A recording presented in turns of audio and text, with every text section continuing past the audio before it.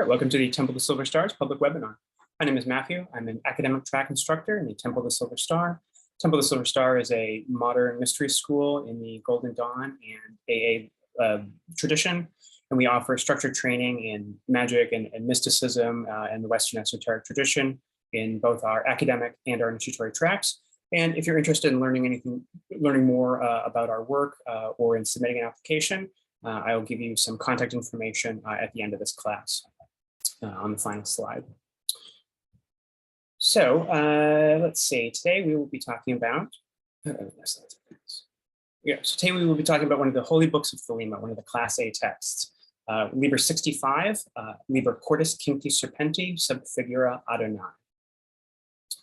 I did a class on the Holy Books, was that about 2 years ago, I think, where I surveyed a range of texts, but someone had suggested on YouTube that I could do, classes on focusing on particular holy books, and then this text in particular came up in some discussions I was having with one of my academic track students recently. So I thought it would be a good choice for a class here. So before we get into it, just as an opening, I was just going to read, this is the first verse of the first chapter of the text. It makes a nice invocation and introduction to the text. I am the heart, and the snake is entwined about the invisible core of the mind. Rise, O my snake, it is now is the hour of the hooded and holy ineffable flower. Rise, O my snake, into brilliance of bloom on the corpse of Osiris afloat in the tomb. O heart of my mother, my sister, mine own, thou art given to Nile, to the terror typhoon. Ah me, but the glory of ravening storm enswathes thee and wraps thee in frenzy of form. Be still, O my soul, that the spell may dissolve, as the wands are upraised and the aeons revolve. Behold in my beauty how joyous thou art, O snake that caresses the crown of mine heart. Behold, we are one, and the tempest of years goes down to the dusk, and the beetle appears. O beetle, the drone of thy dolorous note, be ever the trance of this tremulous throat. I await the awakening, the summons on high, from the Lord Adonai, from the Lord Adonai. So we'll see a lot of these same symbols and images and names occurring all throughout the text. So this also makes a nice introduction to some of the symbolism that we'll be exploring here today. So I just want to say a few words just generally. Again, I did that class a couple years ago, which you can find on YouTube about the holy books in general, where I talked about this in more detail. But just to talk a little bit about what's meant by the Holy Books of Thelema, which are also known as the Class A texts. Just a brief word about holy books in general. These are the texts that Aleister Crowley, we'll talk about a little more of the details in a second, Aleister Crowley received.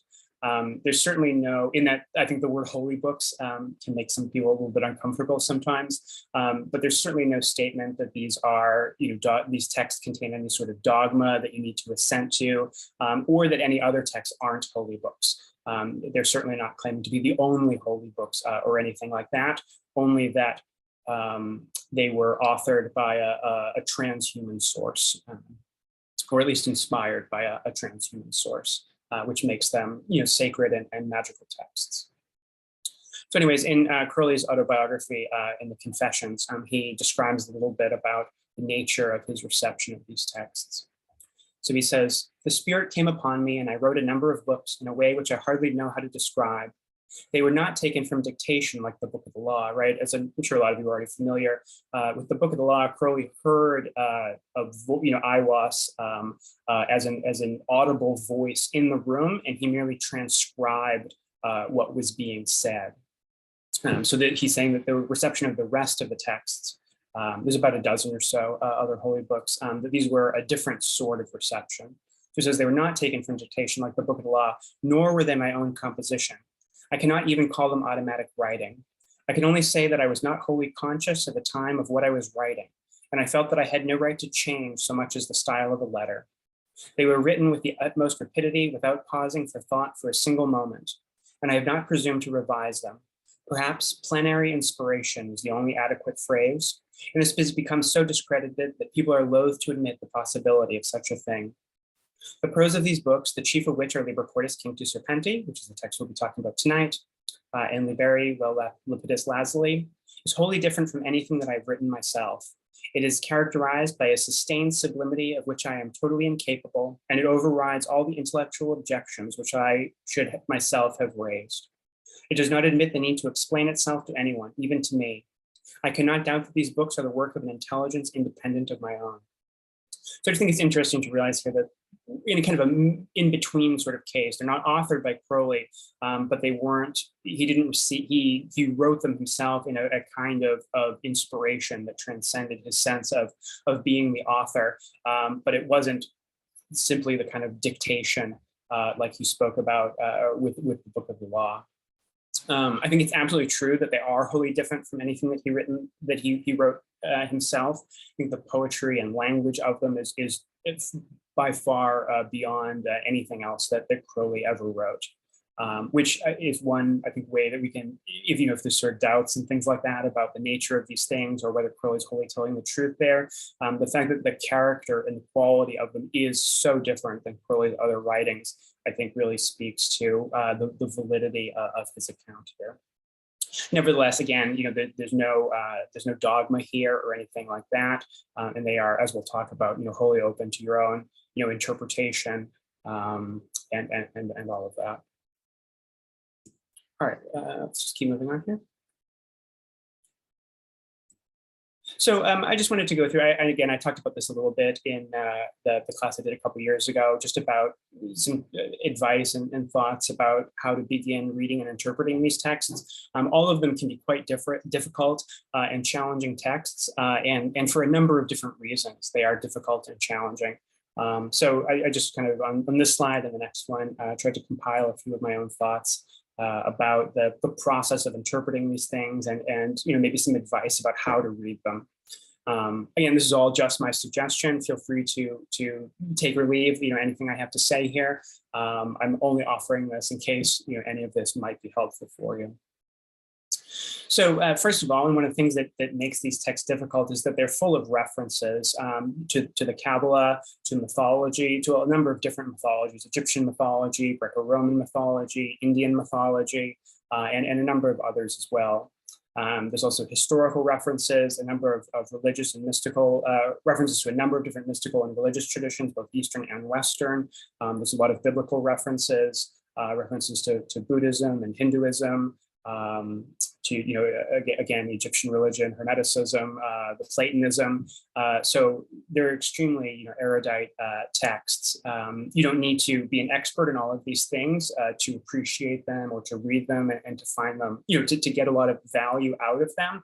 But obviously, the better you understand all of these things, the better you'll understand the texts. And I think that reading these texts and letting them, in some sense, inspire your research, encountering things that you might not be familiar with, and then going and doing research about those things can also be a nice guide to learning about these subjects. Throughout Crowley's work and in Thelemic sort of study and programs of study in general, there's a lot of value put on well-rounded and comprehensive knowledge and study, and there's really no subject of study that is beyond the scope of our tradition, and so that, I think, naturally is reflected in the holy books themselves. One thing to note, and one thing just to sort of pay attention to, is to note when the texts deviate from standard versions, because I think that can often be a clue to the meaning of the text. It might take, for example, we'll see a few examples of this with some Egyptian symbolism, Egyptian mythology, where the sort of standard meaning of a set of symbols or the standard narratives or a kind of understanding of those things is inverted or twisted in some way. And that can show a way that, right, so it's taking a preset or kind of like packaged set of meanings and then making an alteration to them. So it's not just knowing the stories, but also knowing how the text is changing those things. That is a great key, I think, to a lot of their meaning. But you have to have the context to be able to understand how the text is doing something different. Also, the way that they're combined and layered together, that can often be suggestive of meaning. I think a number of the holy books suggest relationships between kind of syncretic relationships between seemingly very disparate sources of knowledge or tradition, and kind of overlapping of symbolism, which can also be very suggestive of their meaning. Okay, next point here.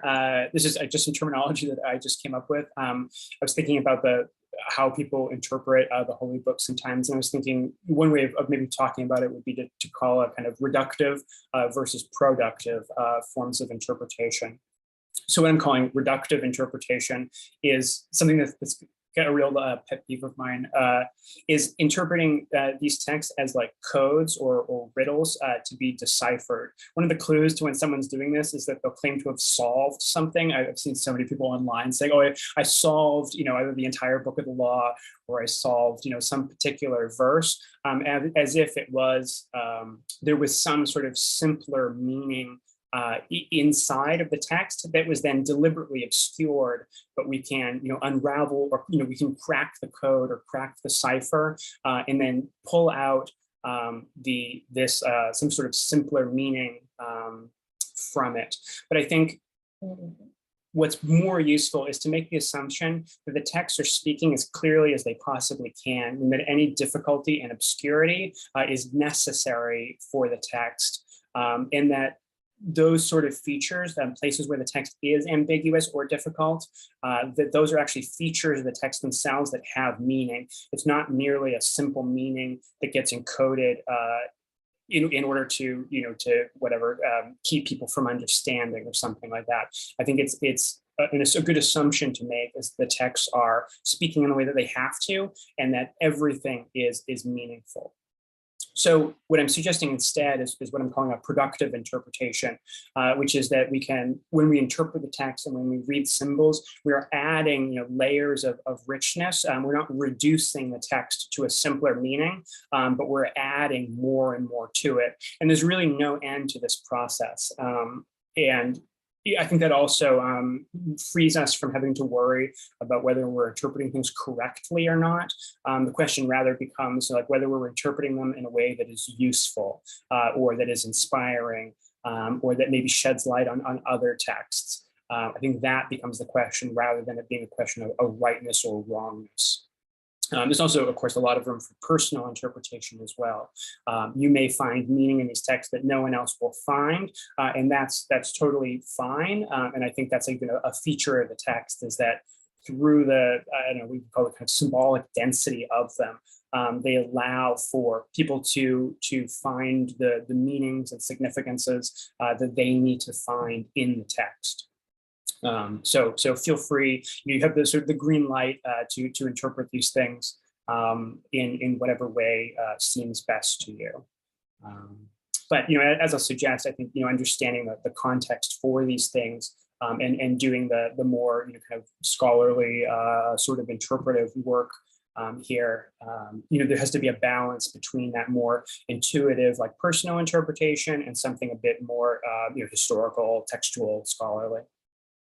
But again, I think the intention that will be most effective and that will work best for you is to think of it as creating meaning and drawing out additional meaning from a text that it has essentially an unlimited amount of meaning, rather than just figuring out the right way to think about the right way to interpret things.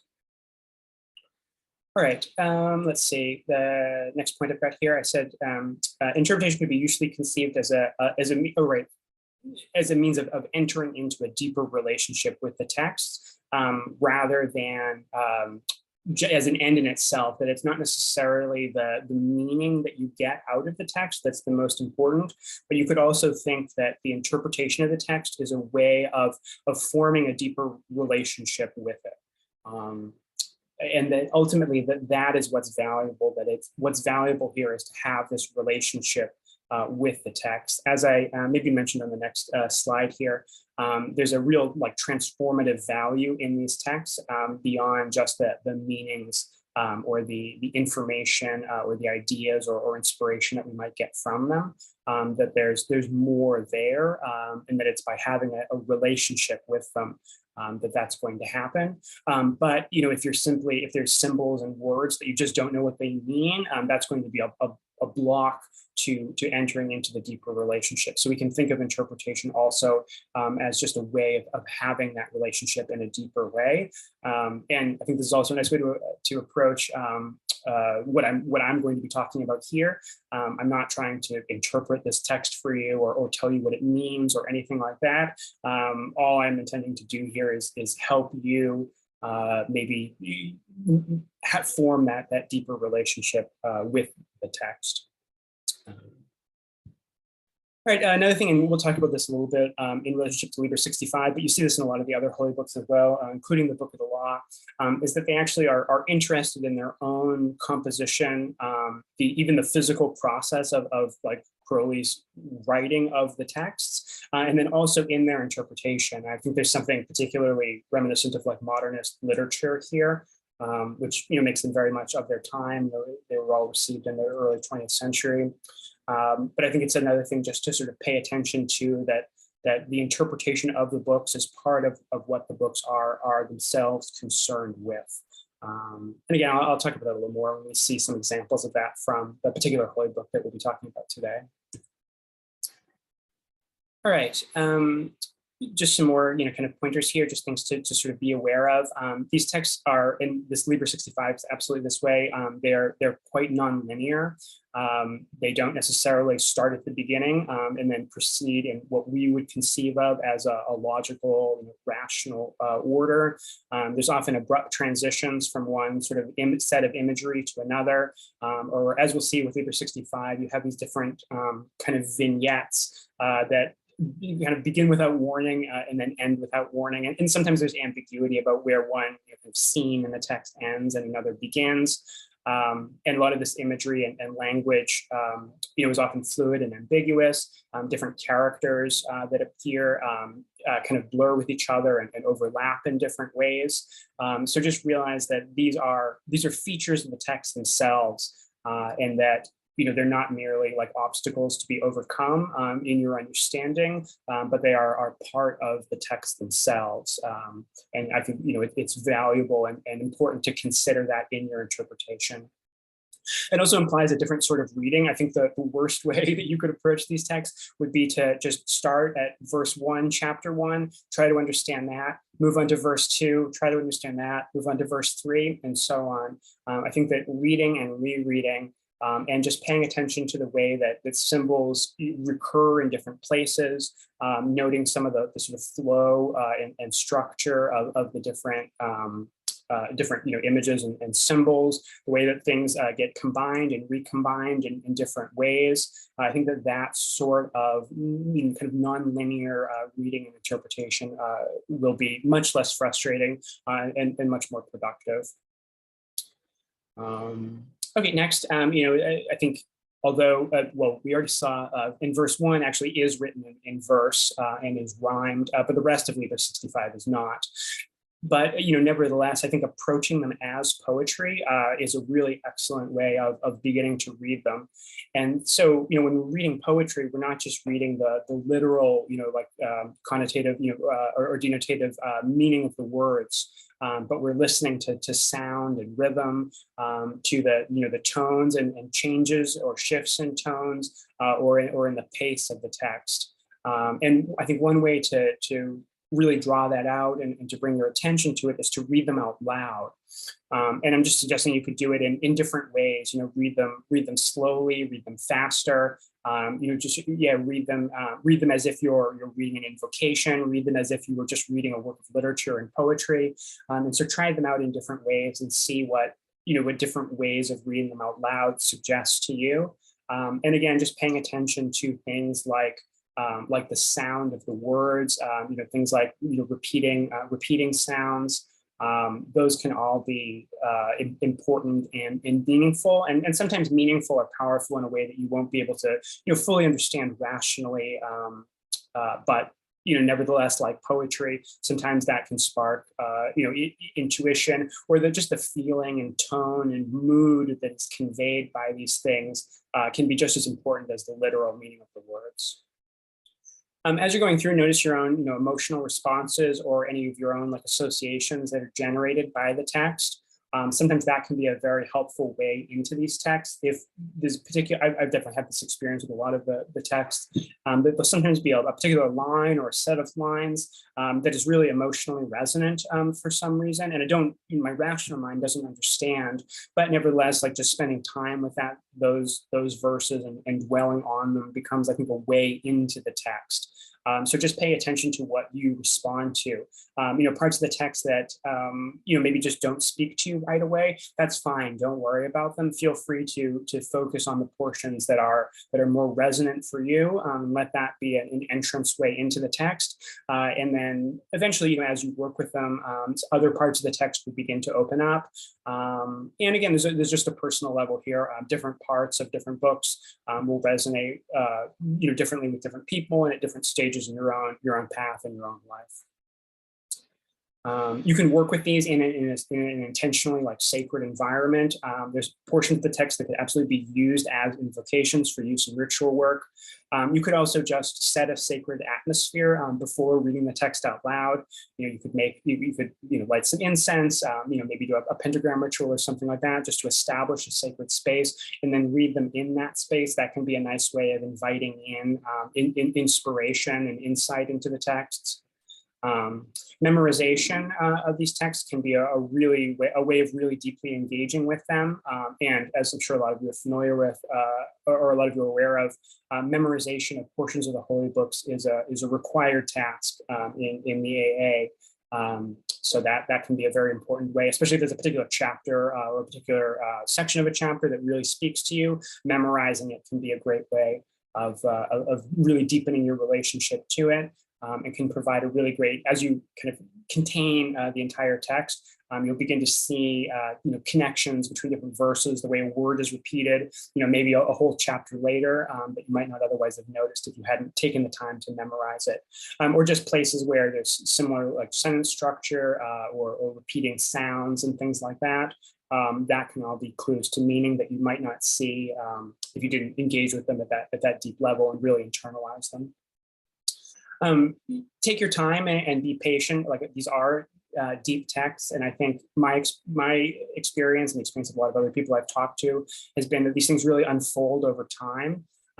So just give it that time.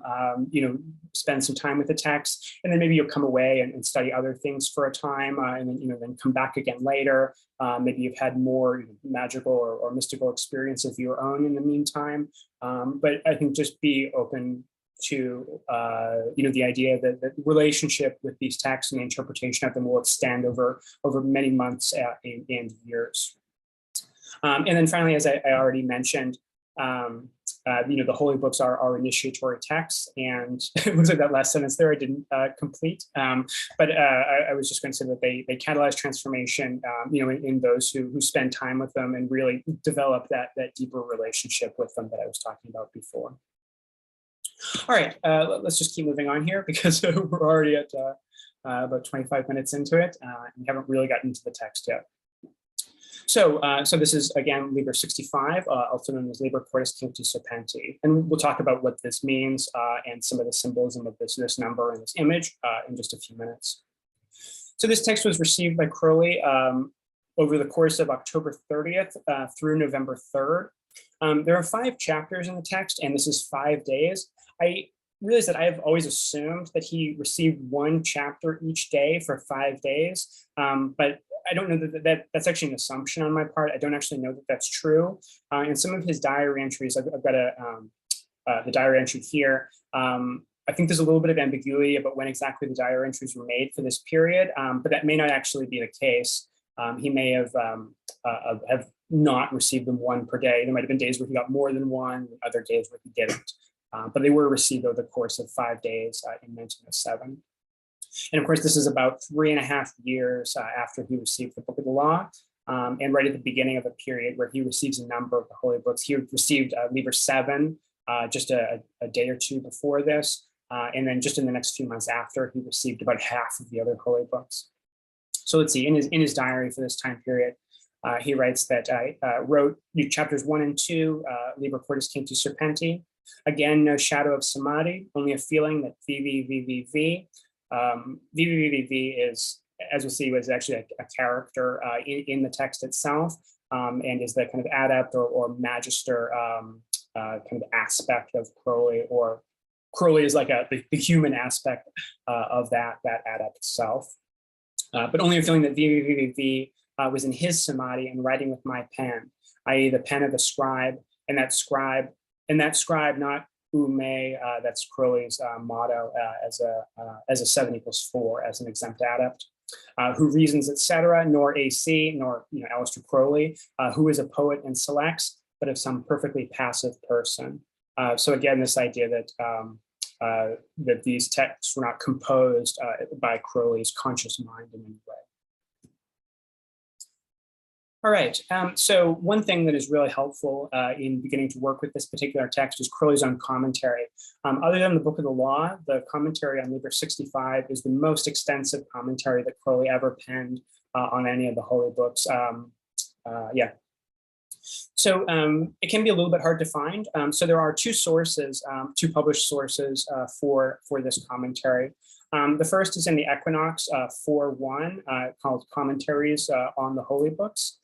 That's this here. So this was published by Weiser in the early 90s. Yeah, in 96. It's a nice book. It's a nice, like, convenient. It's sort of laid out nicely, and it's easily read. The trouble with this is that the book is out of print and is quite expensive. I paid, I think, about $120 or so for my copy, but that was like 7 or 8 years ago. I just sort of looked real quickly online earlier this morning, and I didn't see any copy that was less than $300. So it's a nice text. It's convenient. If you're a Crowley collector, or you have the money to spare, it might be a nice way to go. But there is also a free way of getting this text as well, which is that the text was serialized. The commentary was serialized in the journal in the Continuum. In the Continuum was a journal published from the mid-70s to the 90s by the College of Thelema. So this was mainly Sora Merrill's project. And from volume 1, number 7, through volume 2, number 1, that's 5 issues. There's the commentary on one chapter per issue there can be found. And so you can download these for free, and I'll give you the link where you can find them at the end of the class today. So again, not quite as convenient a format to be able to read them in, but it is free.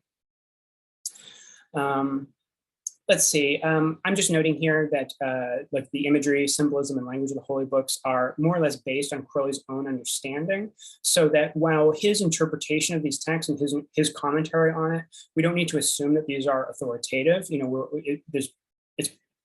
You can perfectly disagree with what the way that Crowley's interpreting them. In particular, I think Crowley has a tendency, which is, it's hard to blame him for this, a tendency to interpret the text as being about him specifically, but you may find more universal meanings in some of the texts rather than just references to Crowley's own personal life. I think that would be one good example of a place that you might want to disagree with Crowley's interpretation. You might think that they're less about him or that they have a more universal application, whereas he's interpreting it just about himself personally. But then, there's lots of other places where you could disagree with him about what things mean.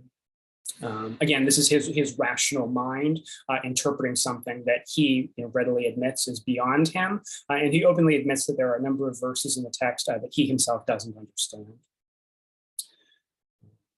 Yeah, but I think that because of this is, I think, a complex thing that you'll just sort of need to kind of think about and come to your own understanding of over time.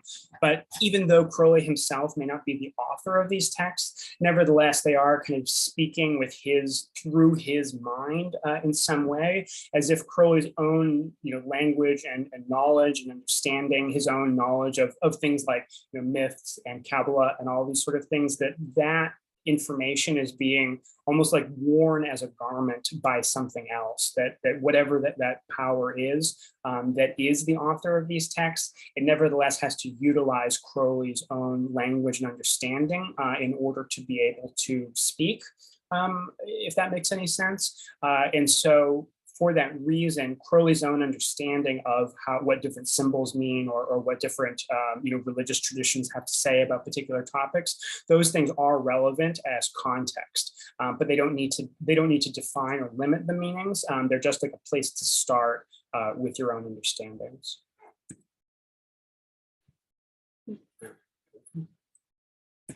All right, so let's start get a little more specific context here for Liber 65.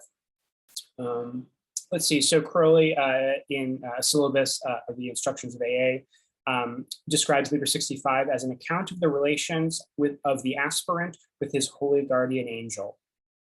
And then later in the curriculum of AA, he says, this magical treatise describes particularly the relation of the aspirant with his higher self.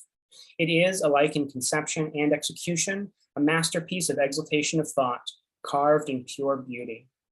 So again, this idea that the basic theme, the overriding theme of the text is the relationship between the aspirant, the person who is seeking knowledge and conversation with the holy guardian angel. That is the primary theme of the text. And if you approach it in that light, I think that will be a great help in understanding it. If you realize that essentially everything that's happening in the text is part of the development of that relationship, and is giving advice on the path, and is trying to describe aspects of this relationship, and trying to convey things about that relationship, and that your own work with this text is all ultimately aimed towards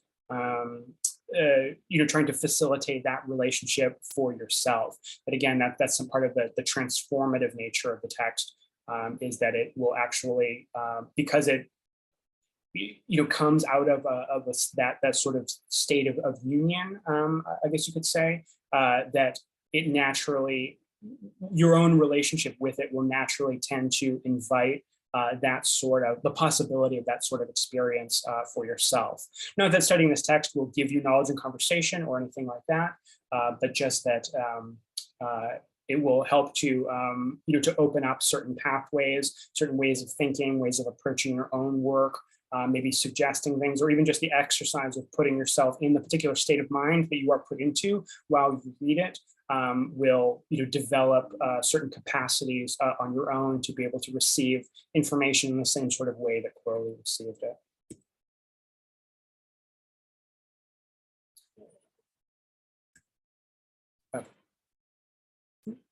Slides are being weird here, sorry about that. Okay, so let's come back again to the title of the text. So this is Liber 65 or Book 65. As I'm sure a lot of you are aware, a lot of Crowley, both the Holy Books and other Thelemic texts are given numbers in this way. Liber Cordis Cincti Serpente. Cordis Cincti Serpente means the heart girt with the serpent. So this is Book 65, or the Book of the Heart Girt with the Serpent, under the figure of Adonai.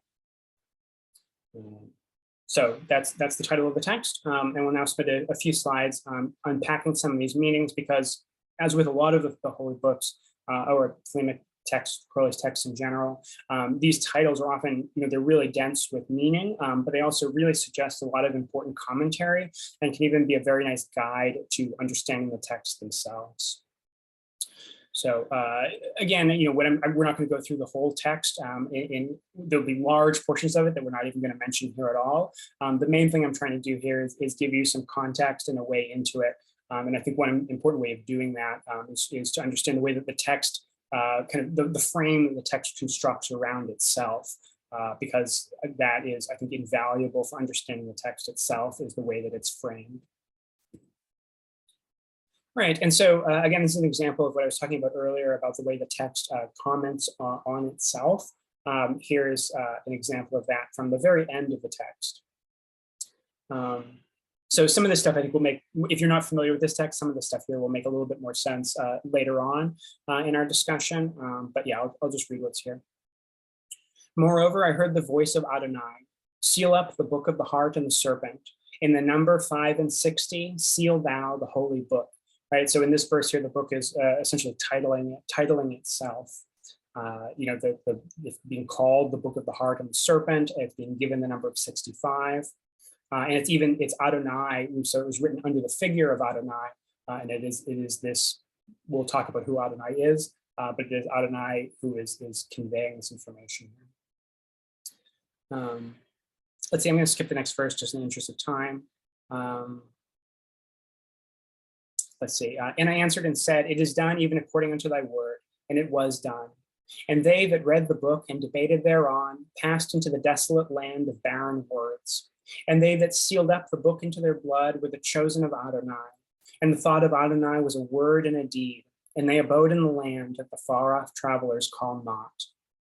So the far-off land the travelers call not. This is a reference to Nuit and to the veils of the negative that are beyond even Kether here.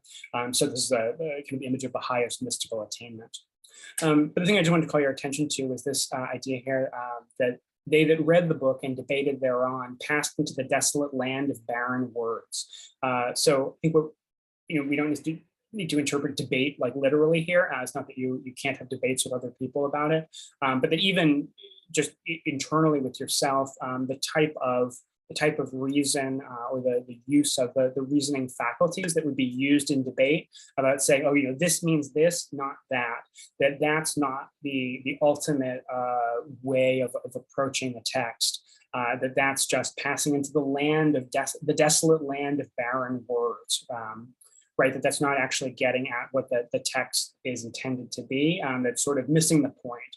It's interpreting the surface and not the depth. But instead, it's they that seal up the book into their blood, right? We could think of this as one of the ultimate ways of sealing up the book into your blood would be to memorize it, to truly internalize the book. And Crowley, in his commentary, also talks about this idea of sealing up the book into the blood as reading it as poetry. Again, not reading it just for its literal, like denotative meaning, but reading it in the way that you would read poetry, and that those sort of subtler, the things that are conveyed in that subtler sort of way, that only poetry can speak. That is where the real heart of the text is, and where its power is. So again, another example of the text being concerned with its own interpretation, which I think is very interesting. All right, a little bit about the divine name Adonai. So Adonai is a Hebrew word. It's spelled Aleph, Daleth, Nun, Yod, and it means Lord. Right, this is a word found throughout the Bible. Traditionally a name of God, but it is in particular, like in the Qabalah, it's a divine. There's a whole range of divine names. This divine name is particularly associated with Malkuth, and in the Thelemic tradition, it is especially used as a name for the holy guardian angel. Which is a concept that I'm sure you're all familiar with.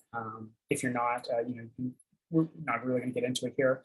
Specifically, or the book itself, I think, is talking a lot about the nature of the holy guardian angel.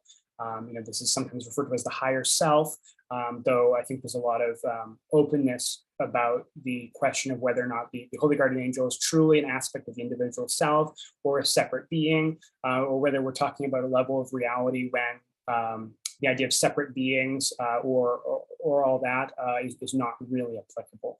That there's a kind of transcendence of that kind of dualistic way of thinking about self and not self. But in any case, that's the basic reference here for the name Adonai. And the text itself actually interprets the name Adonai and gives a kind of Kabbalistic reading of this name. This is something I talked about in the series I did back in the fall on the was it sacred numbers, words of power, or something like that. I think I called the series. We talked about Kabbalistic interpretation. We looked at this word as an example of that. So in chapter 5, we find the verse, all this while did Adonai pierce my being with his sword that hath 4 blades, the blade of the thunderbolt, the blade of the pylon, the blade of the serpent, the blade of the phallus. So these 4 blades are correspond to the 4 letters of the name. So Aleph itself is the thunderbolt because by shape it represents, resembles the swastika, which is understood as a thunderbolt, as a whirling force. The Daleth means gate, and so that's the pylon here, right? A pylon is like a gate to the large gates to a temple, like in an Egyptian temple. Nun here is being described as the blade of the serpent.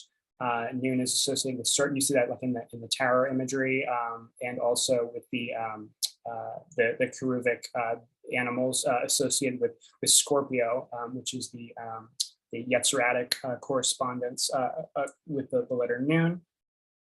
And then finally, the Yod is interpreted as being the blade of the phallus. Yod as the first letter in the divine name, Yod He Vav He, that the tetragrammaton can be associated with the male generative power. And so it's here associated with the phallus. But if you want to hear me talk a little bit more about that, you can see that class series that I just referred to. All right, so let's talk about some of the kind of the personae or the characters that appear in this text. We have 3 kind of principal characters. In chapter 1, you see this most explicitly.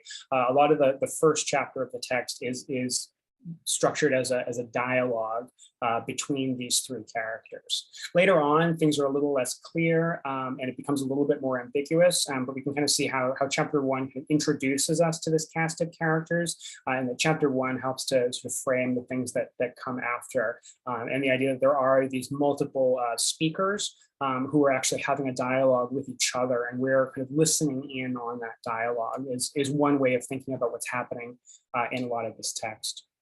So we have Adonai, who we just talked about, the Lord, generally understood as the holy guardian angel. In some of Crowley's commentary, he most of the time identifies Adonai directly with the holy guardian angel, though sometimes he makes a slight distinction as if Adonai is like the divine source itself, and the holy guardian angel is more like the relationship between the adept and that transcendent source, though a lot of the time he's directly identifying Adonai with the holy guardian angel. So there's a little bit of ambiguity or fluidity there, just something to be aware of. Ultimately, I think those sort of distinctions are not going to be useful. We're talking about something that transcends that sort of application of reason, but it can be a little bit confusing if you're not prepared for that. As we'll see, Adonai is also identified with the serpent, as in the heart girt with the serpent. The second character that we have here is VVVVV. This is the master of the temple / adept, like the adept who's essentially crossed the abyss and become the master of the temple. This is VVVVV. So in a way, we could think of this as Crowley, but it's more like this is a being that that is using Crowley as a vehicle, maybe that incarnated as Crowley. This is something that transcends the human person, Aleister Crowley. And again, we can also read this in a more universal way as representing, the adept self or the magister self of any aspirant. VVVV is depicted throughout this text as the lover of Adonai, and as we'll see some examples of, there's a number of kind of romantic and even erotic imagery and language and sort of devotional, loving language used between VVVV and Adonai, which is important. I think that loving devotional relationship between the adept and the angel is a very important part of Thelemic mysticism. And I think this book is one place, I think some of the other holy books do it as well, but one place where we really see that relationship developed and expressed in a really beautiful poetic way. Let's see, so Jeffrey is asking, where is the soul in this? That is an excellent question. I think ultimately, we can refer to the Kabbalistic parts of the soul. Our tradition understands there could be, in a sense, multiple souls or multiple levels of soul. And so in some sense, these things are maybe all soul, that you could take these as aspects of soul. VVVV, the magister or adept, is probably like what we kind of most normally mean by that term soul. We could think of that as the fully awakened, the immortal soul, the immortal essence of the individual in relationship to Adonai, who is the divine itself. But ultimately, of course, they are united in marriage and not separate. And then we also have the third character, the scribe. This is Aleister Crowley, the human person. And so, yeah, right, this is the individual, just incarnate being here. The distinction between the soul as neshama and the ruach is important here as well. So the ruach is part of the mortal being. And so while it is soul in one sense, the soul as the thing that reincarnates, the thing that is immortal, the thing that is ultimately not separate from the divine source, that's more like what VVVVV is. Again, there's some fluidity here and some ambiguity. And ultimately, I think all of those sort of questions about those kind of distinctions between soul and God, self and other, all of these things sort of dissolve in the rapture or ecstasy of experience. But yeah, hopefully that's helpful for you. And that's just what I was noting in the box at the bottom there, that these characters and their relationships are fluid. And that there's some ambiguity in the text itself, and in Crowley's commentary, this is true as well. Let's see, I was just going to point out on the tree of life here. Oops. Try to get my pointer. There we go. So I think we could think of Adonai being essentially located in Kether, though ultimately encompassing everything, as the divine source as well as the divine all. But for most purposes here, I think we can think of Adonai as identified with Kether. VVVV as an adept is most easily identified with Tefereth, though of course as a master, VVVV will have crossed the abyss and be in Binah. The scribe, Aleister Crowley, we can think of as here in Malkuth. So that would be one way of looking at these relationships.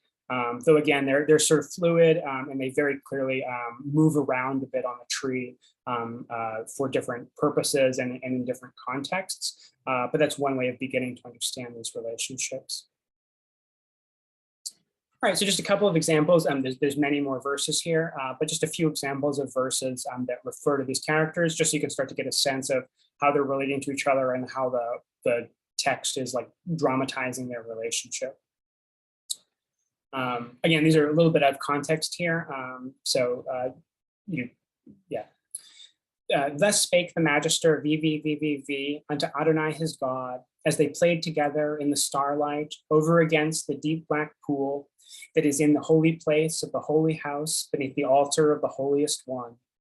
So again, this is just a one verse taken out of context, just giving you some indication of the way that the text utilizes these characters.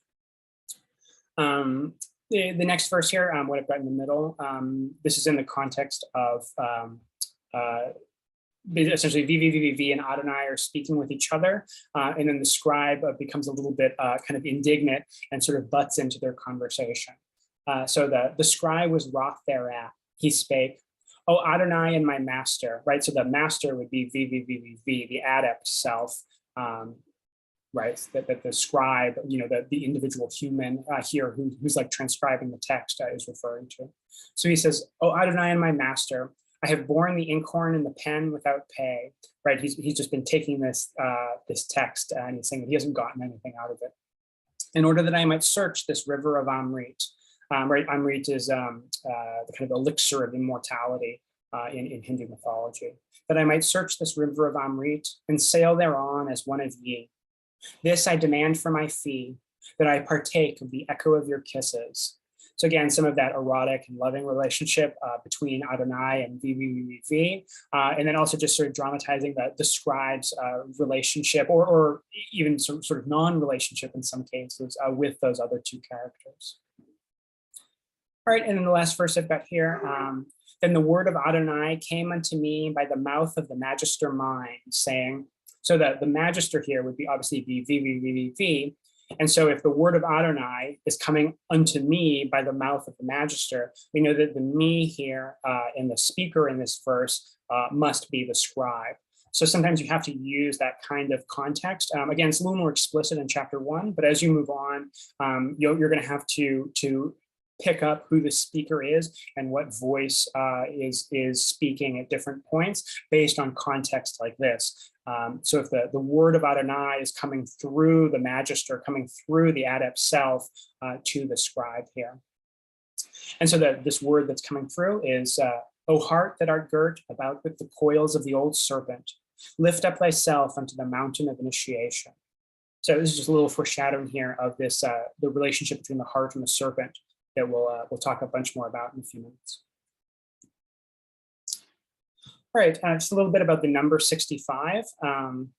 As I think I had on the previous screens there, 65 is the value of the name Adonai. Did I list that? Let's see. Yeah, I just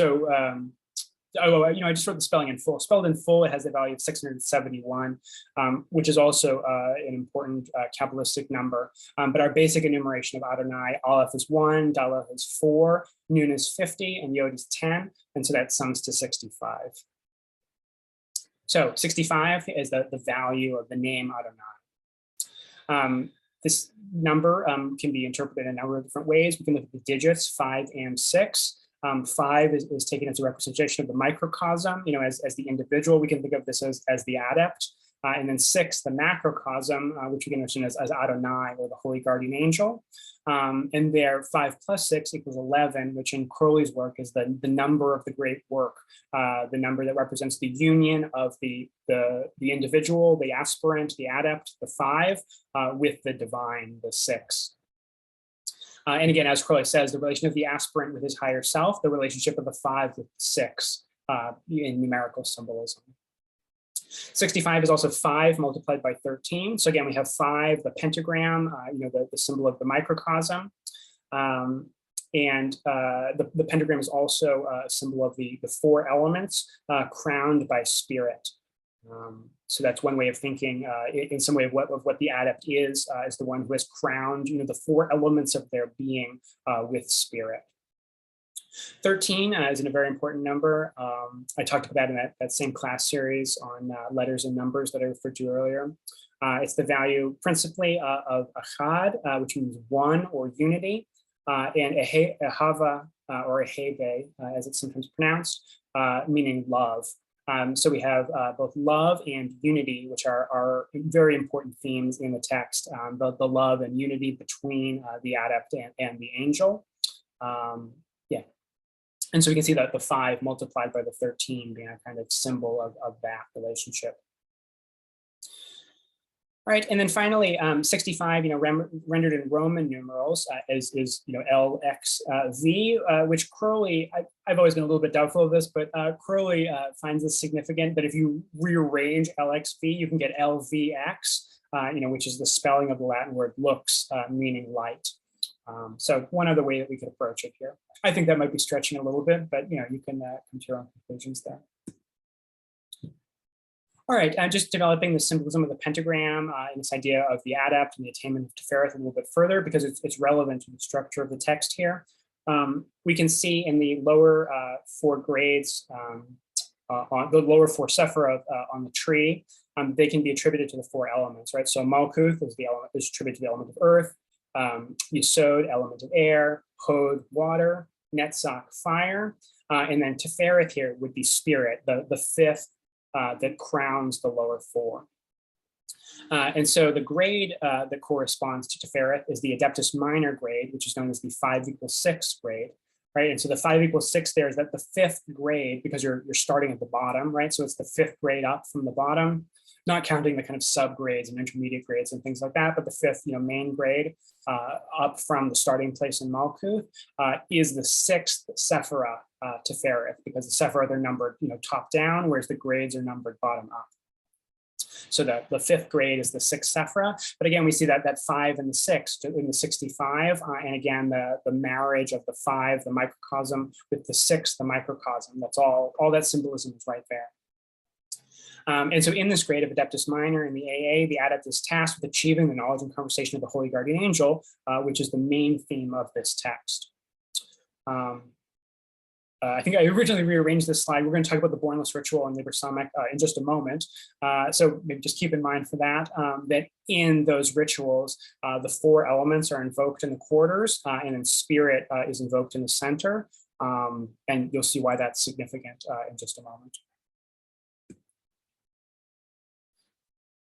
All right, let's see, just a few kind of set of verses here. This would be an example of a kind of, there's some passages, sets of verses that form kind of continuous passage within the larger chapter. And just dramatizing or explaining and giving advice, on the path, on this path of seeking the knowledge and conversation or the union with the divine. Nay, Lord, but I am come to thee. It is I that wait at last. The prophet cried against the mountain, come now hither, that I may speak with thee. The mountain stirred not. Therefore went the prophet unto the mountain and spake unto it. But the feet of the prophet were weary, and the mountain heard not his voice. But I have called unto thee, and I have journeyed unto thee, and it availed me not. I waited patiently, and thou wast with me from the beginning. Right, so the I here, the speaker is the the adept, and the thou is Adonai, the holy guardian angel. This now I know, O my beloved, and we are stretched at our ease among the vines. But these thy prophets, they must cry aloud and scourge themselves. They must cross trackless wastes and unfathomed oceans. To await thee is the end, not the beginning. So that the final attainment here is being described as a process of waiting. That the adept becomes passive and awaits the mystical marriage. But that's the end stage, that's not the beginning. In the beginning, there's quite a bit of work to do, and there's a journey to go on in order to be able to properly wait. So this would just be one example of the way that the process of moving from the beginning of the path up to the adept stage is actually described in the text itself. And of course, we can get a lot of, this can be very practical, right? We can learn a lot about the mystical journey, from understanding and working with these images.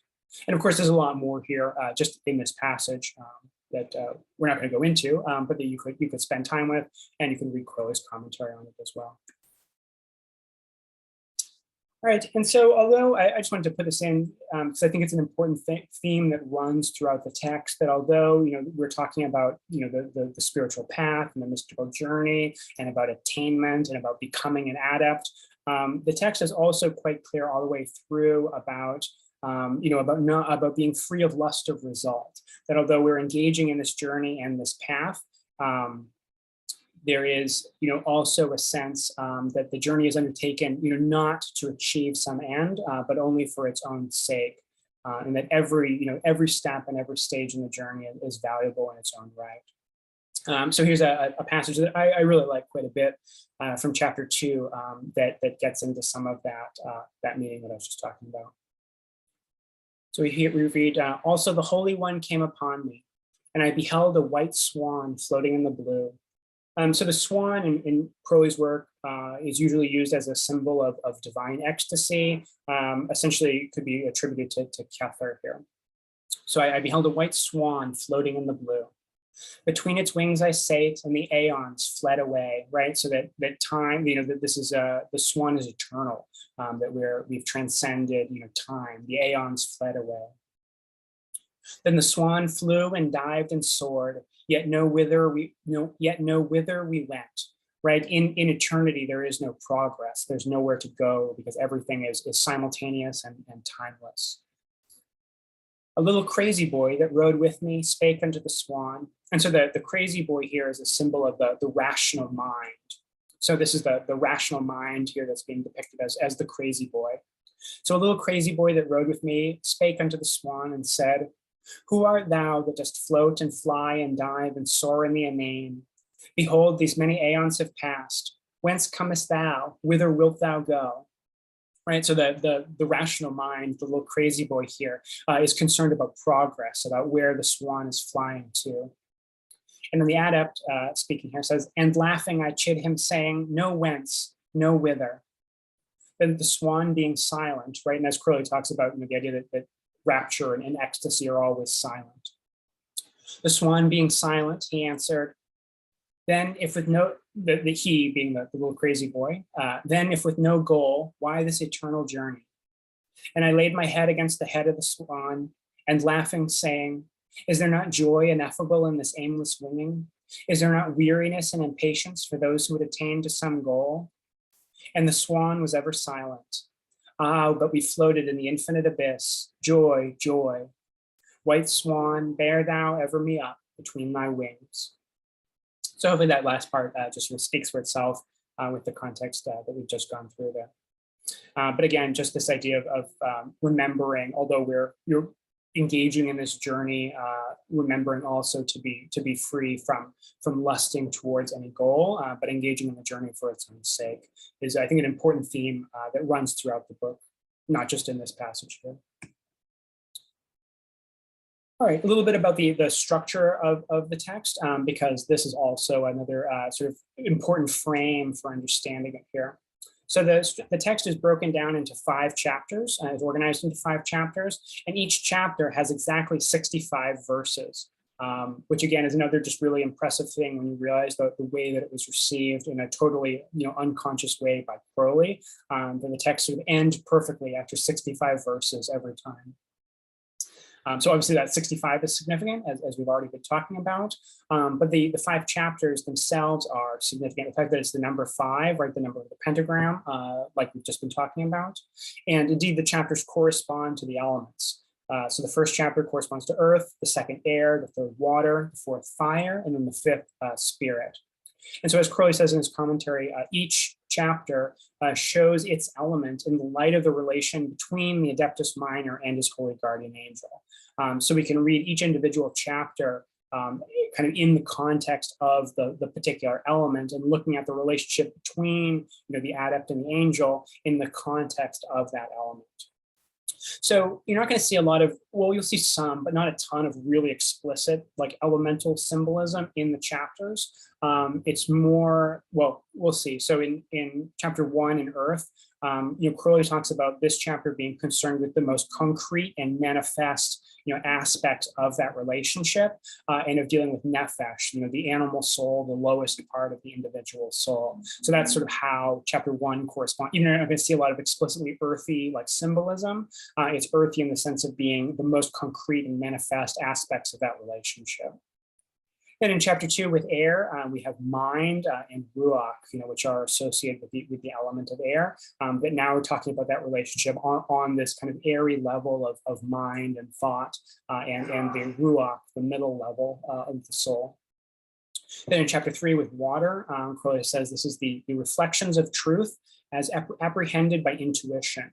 So intuition itself can be associated with water, and obviously this idea of reflection is associated with water as well, right? Because the surface of water is reflected. So the function of intuition and the intuitive faculty as reflecting that transcendent truth. This chapter also deals with understanding and the sexual instinct, which can also both be associated with the element of water. Finally, chapter 4, or second to last, chapter 4 is associated with fire and what Crowley calls the salient rays of positive idea. And the will and the sexual energy. This is sort of those that the truth in itself, in some sense, or that which is emanating from the source directly.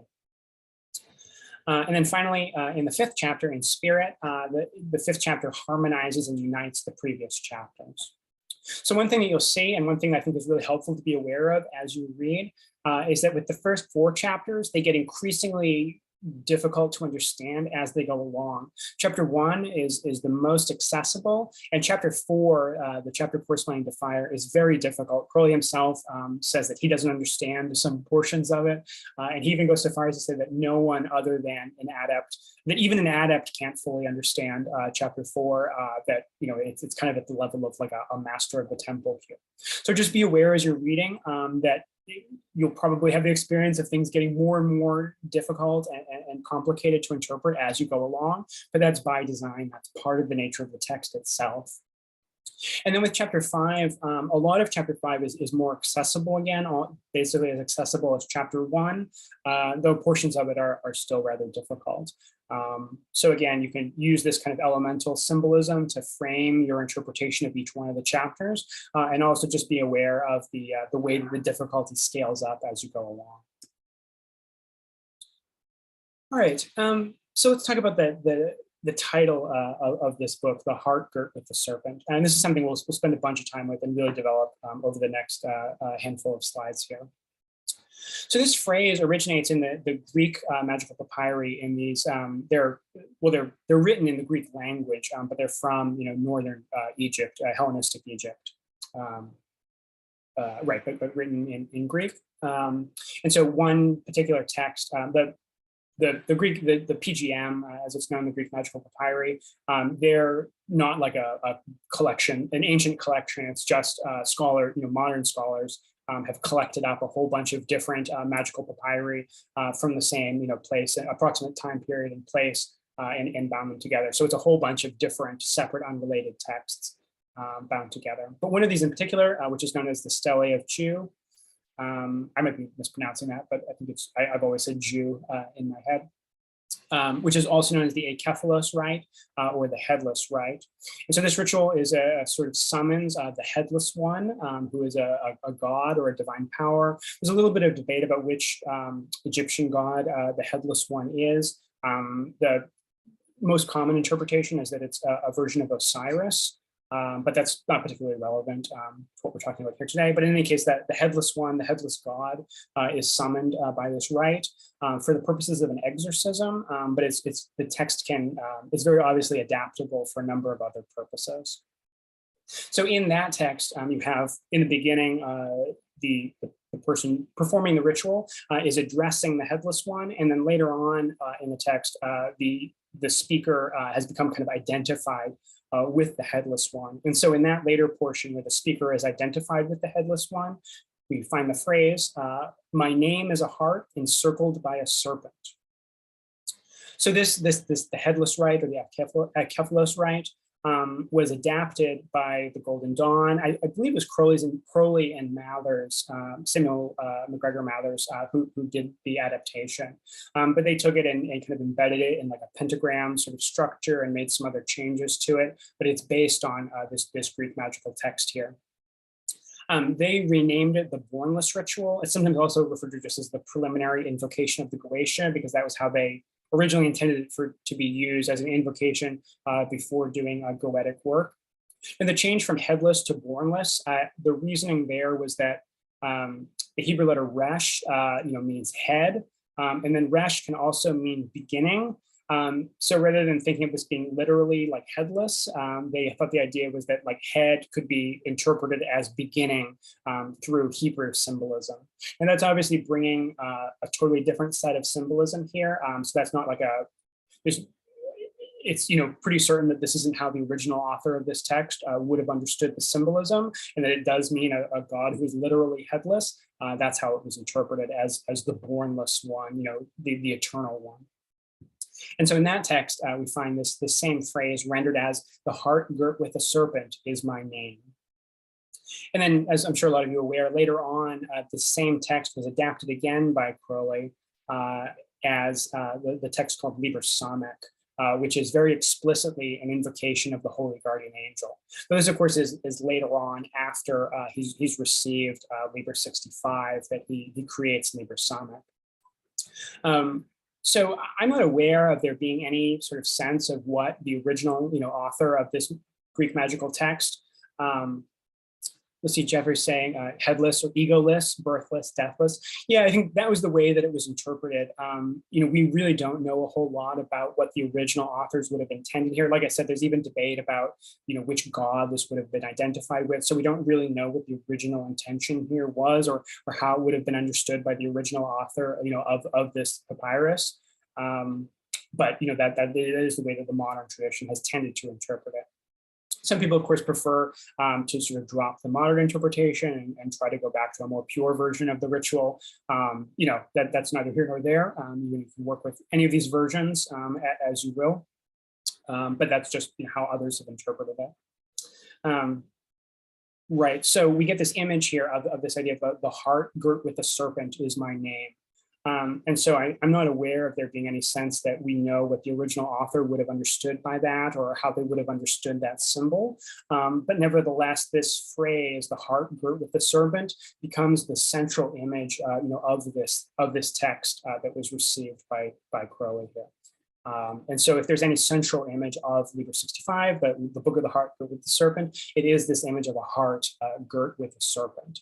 And as I'm going to try to develop now for most of the time that we have left, you can see the text kind of returning again and again to this image and bringing all sorts of other layers of symbolism to it and reading and interpreting it in a number of different ways. And so I think that's one way that you could really approach this text when you're beginning to interpret and study it, is just looking for the way that this image of the heart and the serpent just recur repeatedly, and the way they're put in different contexts and different meanings and significances are drawn out of this central image. Again, we can think of this as a kind of as something like an archetypal image that is beyond any single like understanding or interpretation or meaning, but that it is extremely productive and a lot can be drawn out of it. But ultimately, it's just a kind of archetypal image. That's at least one way that we could understand it. Let's see, just in the interest of time, I'm not going to read through this whole thing, but just a note that there are a few other cases within the text where language, from the Bornless ritual is kind of referenced in the text. So having some familiarity with the Born, you don't necessarily have to have performed it, but having read through the text of the Bornless ritual is probably going to be quite helpful. I was just highlighting here this phrase, "Come thou forth and follow me," appears both in Liber 65 and in the Bornless ritual. So there's other references in the text besides just the phrase, "the heart girt with the serpent," to the ritual, the Bornless ritual. So some important context that you might like to have for studying Liber 65. All right, so here's a handful of phrases, not exhaustive, but just a handful of phrases where we see this image of the heart girt with the serpent. And again, just remembering that our basic kind of interpretation of what the heart and the serpent represent is that the heart is the adept and the serpent is Adonai, holy guardian angel. Again, I think there's more complexity there, but that's a good base sort of starting level interpretation for starting to unpack what's going on here. And as we'll see again here, the speaker is going to shift here. We'll have a few of these verses talking about the heart and the serpent, a few from the point of view of the heart, from the point of view of the adept, and then also some from the point of view of the serpent, from the point of view of Adonai. All right, so first we got, "I am the heart, and thou the serpent. Wind thy coils closer about me, so that no light nor bliss may penetrate. Next, also thy coils are of infinite range. The heart that thou dost encircle is a universal heart." All right, and then the third verse I've got here, now this is from the point of view of the serpent. "O crystal heart, I the serpent clasp thee. I drive home mine head into the central core of thee, O God, my beloved." Which is really striking here that it's Adonai here referring to the adept as God. As Crowley says in his commentary that Adonai, because this is from the point of view of Adonai, this is kind of from a pantheistic point of view where everything, there's nothing separate from God, so that God can refer to the adept as God because this is from the point of view of that undifferentiated divine source. All right, and then the last verse I've got here, "Thou shalt be ever the heart, and I the serpent will coil close about thee. My coil shall never relax throughout the aeons. Neither change, nor sorrow, nor unsubstantiality shall have thee, for thou art passed beyond these all." So, as I'm sure you can start to see here, this idea of the serpent, clasping about the heart, coiling about the heart, and coiling, closer and tighter is like the embrace of Adonai. Adonai's surrounding and penetrating, which we can totally understand that in a there's sexual symbolism there, absolutely. Surrounding, and embracing, and in this kind of mystical marriage or sexual union with the adept, right? And so that the quality of being girt with the serpent is like being married or united to Adonai. Again, I think there's a lot more that we can draw out of this. That's just some basic kind of fundamental level of understanding. All right, we are definitely running out of time here, so I'm just going to try to keep moving along here. Maybe I'll just read a couple of these verses here, not all of them. Again, as I mentioned before, there's a very great like devotional quality to these texts, and I think a lot of it can be read in that way as just kind of poetic, mystical devotion. And it's kind of mutual devotion too, the devotion of the adept to the angel and the devotion of the angel to the adept and their close, loving, ecstatic relationship. So first verse I've got here, VVVV is speaking to Adonai, and VVVV answered and said, "O my Lord, my dove, my excellent one, how shall this word seem unto the children of men?" Right, so this language of my Lord, my dove, my excellent one. Right, there's that loving devotional quality there. Next verse, thou art beautiful and bitter, O golden one, O my Lord Adonai, O thou abyss of sapphire.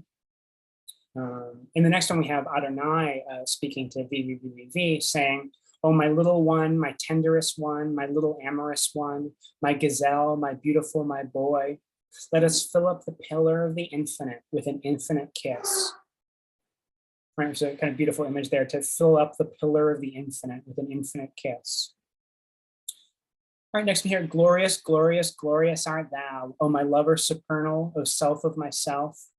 For I have found thee alike in the me and the thee. There is no difference, O my beautiful, my desirable one. In the one and the many I have found thee. Yea, I have found thee." All right, and then yeah, I'm just gonna skip over the next verse here, just in the interest of time. Just real quick here, I had the next few slides here, I just had an example of some of the types of symbolism that we see in the text. So just an example of, just as a way of trying to help you just sort of be attuned to the different levels of symbolism, or the different type of symbolism that you should be on the lookout for, and also the things that you might like to study in order to understand this text in a deeper sort of way. So one of them is Qabalah. The text is full of Kabbalistic symbolism, and you should really be on the lookout for that. And so one verse here that we see is, "One mounteth under the crown," right? So crown, especially the capitalization, we should be attuned to the idea here that crown, right, is the translation of Kether, right? So we're talking about Kether on the tree. "One mounteth under the crown by the moon," right? So that's the path of Gimel, which is attributed to the moon. "And by the sun," Tefereth here is the sphere of the sun.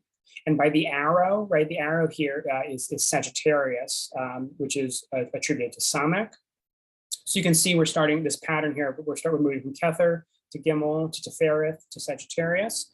And so sometimes you'll see, if you start to pick up the pattern, that'll allow you to interpret some of the symbols that are maybe a little less obvious.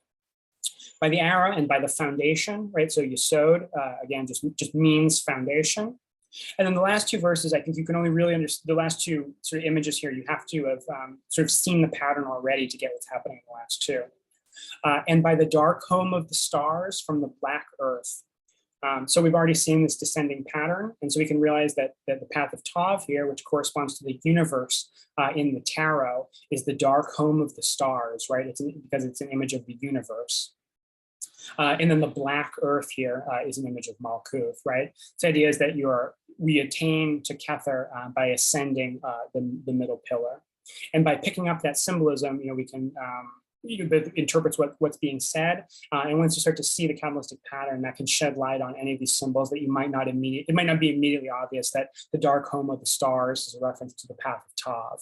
But once you see the pattern, then you can understand it. And then finally, "Not otherwise may ye reach unto the smooth point." The smooth point is a title of Kether. All right, there's a lot of mythological symbolism in the text, a lot of Egyptian mythology, a lot of Greco-Roman mythology. There's a bit of Indian mythology as well, but primarily we're looking at Egyptian and Greco-Roman. Just your knowledge of these things will be extremely helpful. And of course, I think, search engines are also your friend. If you're seeing names or bits of phrases that you just sort of suspect might be a mythological reference, sometimes just doing an internet search can be all you need to find things out. let's see, yeah, so we've got images of Bacchus, Pan here. That the head of the hawk, right, is obviously an image of Ra. Asar is another name for Osiris, and of course, the phallus of Osiris. If you know the mythology of Osiris, you'll know about his after he's dismembered by Set, and then Isis, reconstructs his body. His phallus was eaten by a fish and was lost, and so she constructs a new one from stone. But the symbolism there of the phallus of Asar being like the divine, generative power. Finally, in the last verse here, this one's a little more tricky to get, maybe, or a little less obvious. The red lips of nature and the black lips of perfection. This is a reference to the red lips of nature is Isis, and the black lips of perfection is her sister Nephthys. And so they together are preparing Osiris. So we can see that the speaker here, the adept, is being identified with Osiris in this symbolism. But yeah, so just something to be attuned to. Also, we see a bunch of tarot imagery as well. So we can see in this verse here, I'm not going to interpret it just for the sake of time here, but just pay attention to the symbolism this is from the moon card here. So let's see, I'm just going to skip into the middle of it here. Let Kefra sound his sharded drone, right? And so we see Kefra there, the dung beetle bearing the sun through midnight. This verse is maybe also a nice example of don't take, especially if there's a word that seems unfamiliar, don't take its word for granted.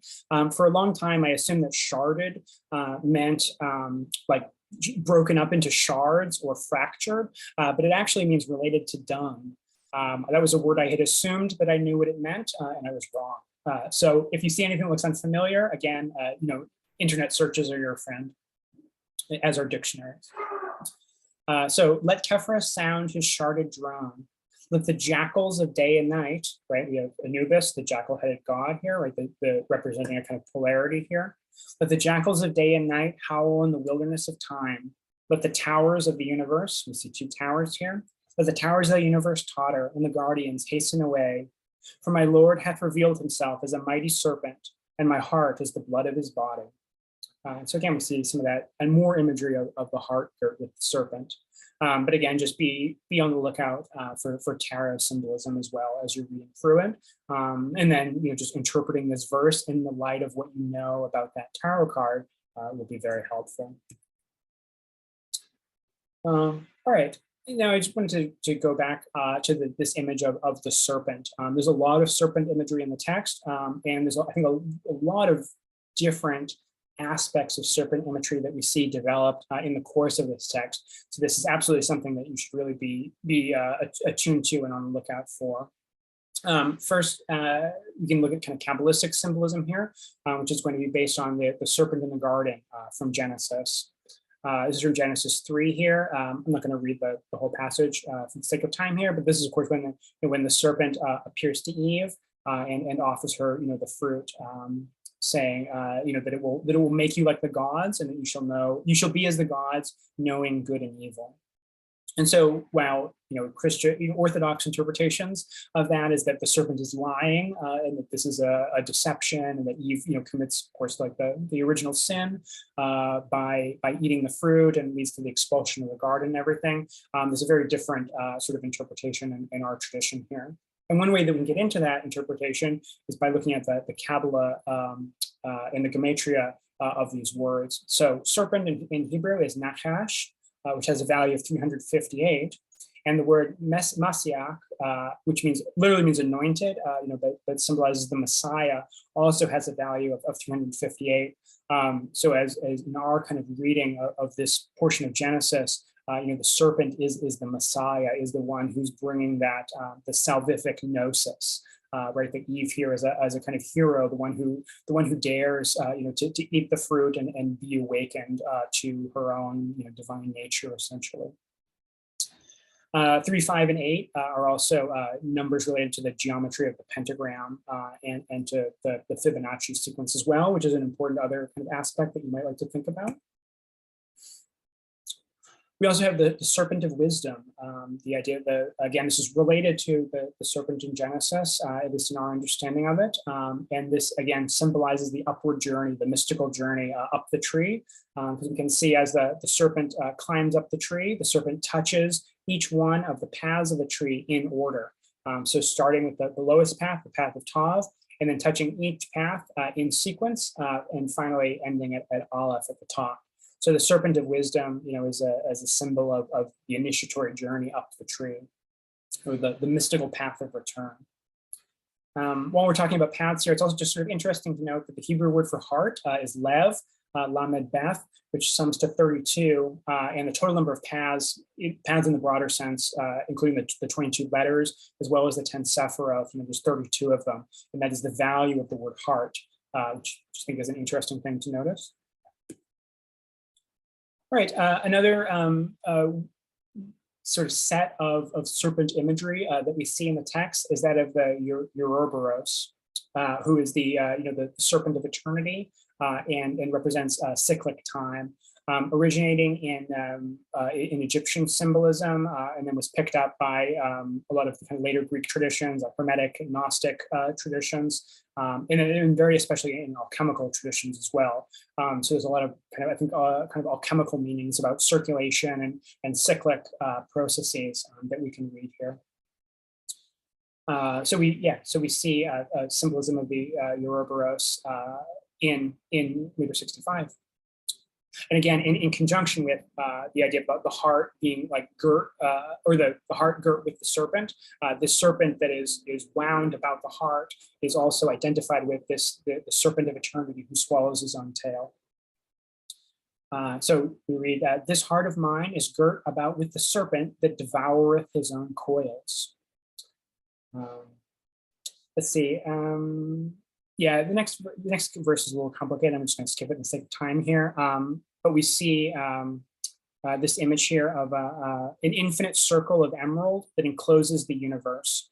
And then we read, O circle of emerald, thou hast no time past, no time to come. Verily, thou art not.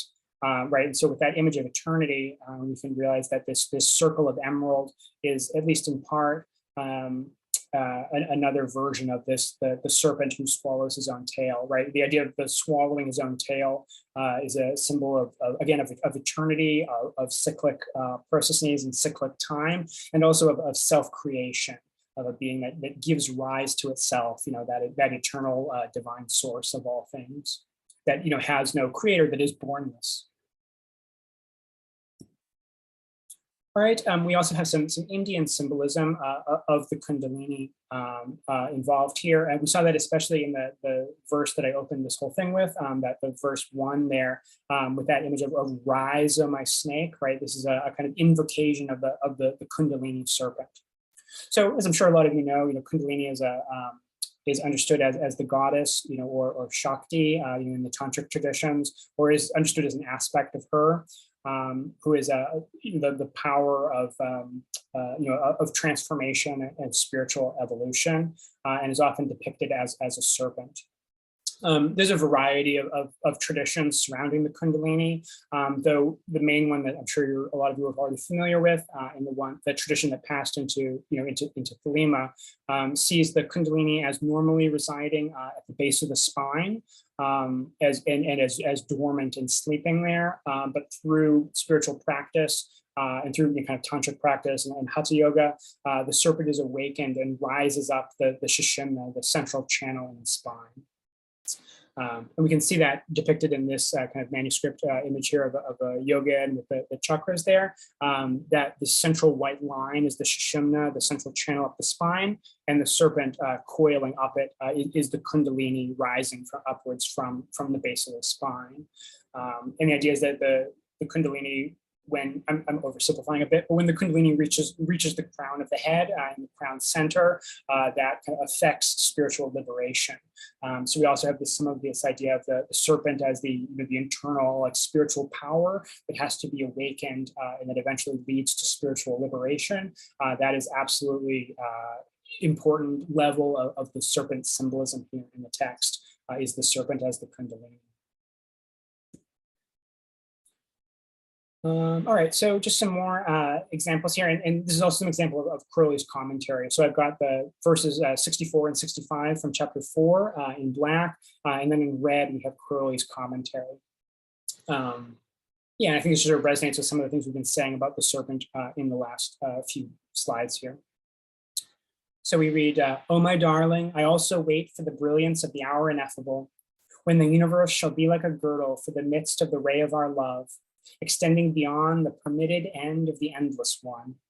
And so there's a much more commentary available here. I'm just excerpting a small portion of it here. But I just thought it was really interesting what Crowley says about this verse. He says that the language of it is curiously extravagant, yet curiously exact. The impression is that the angel is doing violence to the language by compelling ambiguous glyphs to assume definite form. Kind of like this idea of the angel doing violence to language, and then that being a way that we can maybe approach some of the difficulty and strangeness of aspects of this text, is that the angel is kind of intentionally breaking language to try to suggest meanings or significances or powers that are beyond the ability of language to describe. But then anyways, in the next verse we read, "Then, O thou heart, will I the serpent eat thee wholly up. Yea, I will eat thee wholly up." And so Crowley, again, he has a lot more commentary on this, but one of the things he says is the symbol of the heart, i.e. of the passive, passionate life of the adept, is consumed in the divine and eternal life represented by the serpent. So again, this idea of in a way, not unlike the awakened Kundalini, this serpent, kind of sort of swallows up the mortal life of the adept. And instead there is only, the eternal divine in its place. All right, so there's also a bunch of imagery in this text. Let's see, here's one example here. There's a bunch of imagery in this text also of poison, which I think can be a little misleading, but is important to understand. It can be a little maybe confusing if you're not familiar with it, but it's important to understand for interpreting the text. So this verse I have here, he says, "Thou hast fastened the fangs of eternity in my soul, and the poison of the infinite hath consumed me utterly." So poison here obviously is connected to the serpent imagery, right? Because serpent or some serpents have venom, right? So this image of a poison. Now the serpent in this image becomes a poisonous serpent. But while we normally understand poison as something undesirable, we have a kind of mystical significance or meaning being given to poison throughout this text. And one thing that I thought was really helpful in my own kind of thinking about this and entering into that sort of poison symbolism in the text is to realize that this symbolism of poison was often used in some of the symbolist and decadent literature that Crowley himself was quite familiar with, especially in France in the kind of mid to late 19th century. We see it in this poem of Baudelaire, and we know that Crowley was very familiar with Baudelaire's poetry. Crowley even produced some English translations of some of Baudelaire's poetry, and it's certainly not limited to Baudelaire. You see it in Rimbaud and a number of other kind of French symbolist and decadent authors as well. So I think that's important context for understanding the poison symbolism in Liber 65. So I'll just read the poem here from Baudelaire. He says, or he writes, "Wine can endow the lowest dive with sudden luxury, and out of a red mist create enchanted porticos, like sunset firing a sodden sky. Opium can dilate boundless space and plumb eternity, emptying out time itself till a grim ecstasy burdens the soul past all bearing. None of which equals the poison welling up in your eyes that show me my poor soul reversed. My dreams throng to drink at those green distorting pools. None of which rivals the taste of your bitter saliva, which like a pestilence infects my soul until it sinks unconscious on the shores of death." So we see a few things here. One is that poison most directly here is a symbol of intoxication, right? The poisons here for Baudelaire are wine, opium, hashish, right? Poison is being used as a way of talking about drugs, which we still see, to ask someone what they want to drink, you can say, what's your poison? What alcoholic drink would you like? And we still use that language a bit. But now Baudelaire is also extending that image of poison and of drunkenness and intoxication into a lover here as well. And so you have a kind of reversal of symbolism of something that is negative and destructive being given a different sort of significance here. Now, Baudelaire is not a mystic or anything like that. So we're going to then have to take that symbolism of intoxication and drunkenness, and even the kind of self-destructive aspect of poison and of drugs, and give them a mystical bent as well. And a nice reference for this, for a kind of mystical interpretation of intoxication and drunkenness, is Sufi poetry. So this is a poem called "The Spilled Cup" he's a 13th century, maybe 14th century Sufi poet. So yeah, I'll just read it here, and we see the way that that drunkenness and intoxication is given the significance of divine, ecstasy, of contact with the divine source, and the ecstatic state that comes from that is described as a drunkenness or an intoxication. The universe, his wine cellar; the atom's heart, his measuring cup. Intellect is drunk, earth drunk, sky drunk, heaven perplexed with him, restlessly seeking. Love in its heart, hoping at least for a single whiff of the fragrance of that wine. That clear wine the angels drank from that immaterial pot, a sip of the dregs, the rest poured out upon the earth. One sip and the elements whirl in drunken dance, falling now into the water, now in blazing fire. And from the smell of that spilled cup, man rises from the dust and soars to heaven. So you can see quite obviously in the poem that, that we're not talking about literal wine here, right?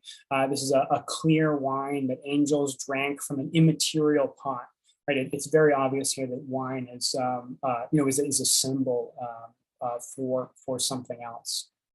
And so I think if we kind of combine these two understandings, the sort of decadent romantic understanding of poison as drunkenness and intoxication, and intoxication and drunkenness as mystical ecstasy, that gives us a great way of entering this symbolism of poison within Liber 65, right? So that has fastened the fangs of eternity in my soul, and the poison of the infinite, the ecstatic experience of the infinite, hath consumed me utterly. Another set of symbols here. I know we've gone a little over time, so if you need to take off, no worries. Of course, I'll get this up on YouTube. Hopefully a little faster than I got the last class up on YouTube. But yeah, just a few more minutes here while we finish up.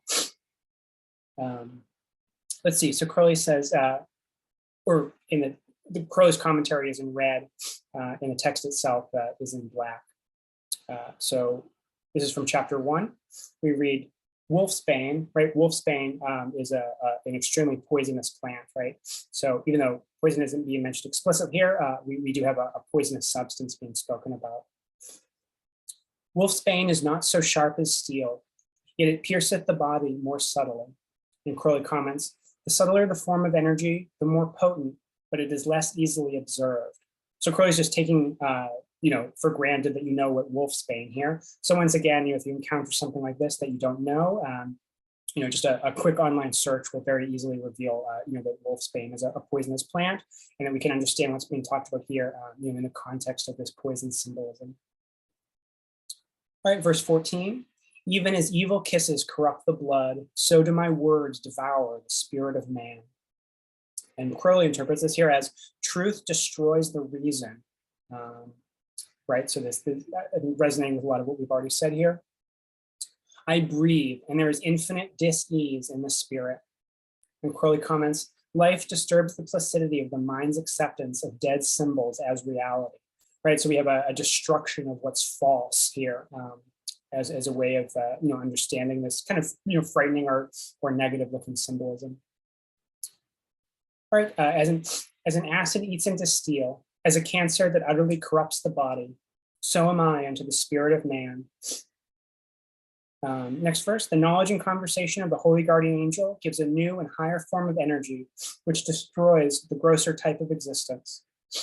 Sorry, but my nose is running. I'm just going to be right back. 1 second.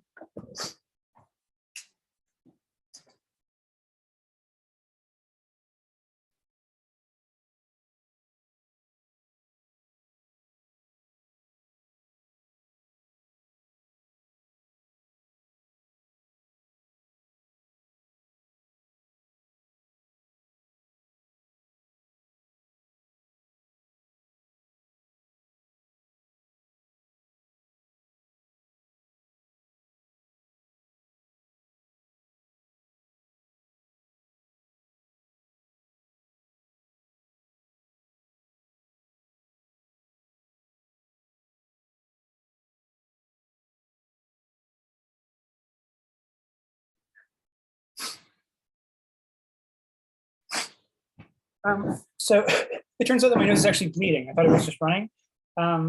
So we were over time anyways. So I'm just going to kind of wrap up the class here. I'll provide the slide deck for everybody. If you want to see what's left here, you can go through it. I'll get this up on YouTube in the next couple of days. I have links here to where you can download Crowley's commentaries, as well as a good sort of online source for it. So sorry to just sort of abruptly terminate the class here, but we were over on time anyways. And yeah, I'm just going to stop the recording and get this up on YouTube. So yeah, sorry about this, everybody. But yeah, you can kind of just sort of fill in the end as you're able here. And again, I'll get this recording up on YouTube and a link to the slide deck so you can look at the rest of the material that I have there. Yeah, thanks everybody. Good to see you all. 93.